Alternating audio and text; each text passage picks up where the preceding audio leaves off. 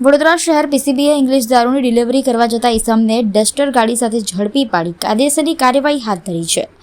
પીસીબીને બાતમી મળી હતી કે પ્રતાપનગર રેલવે કોલોનીમાં રહેતો યુસુફ હુસેન દિવાન તથા અંકિત પ્રેમસિંહ રાઠોડ રેનોલ્ડ કંપનીની ગાડીમાં દારૂ ભરી જે દારૂ ભાવેશ દરબાર કે જે માજરપુર ગામ કુંભારવાડામાં રહે છે તેને અમરનાથપુરમ મેદાન સામે ડિલિવરી કરવા નીકળેલો છે અને થોડી વારમાં પહોંચવાનો છે.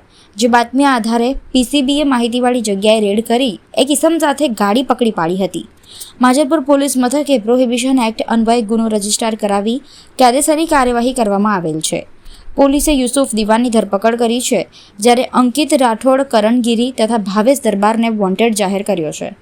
પોલીસે વિદેશી દારૂ કિંમત ₹62,400, મોબાઈલ, ગાડી મળી કુલ કિંમત ₹3,67,400નો મુદ્દામાલ કબજે કરી કાયદેસરની કાર્યવાહી હાથ ધરી છે.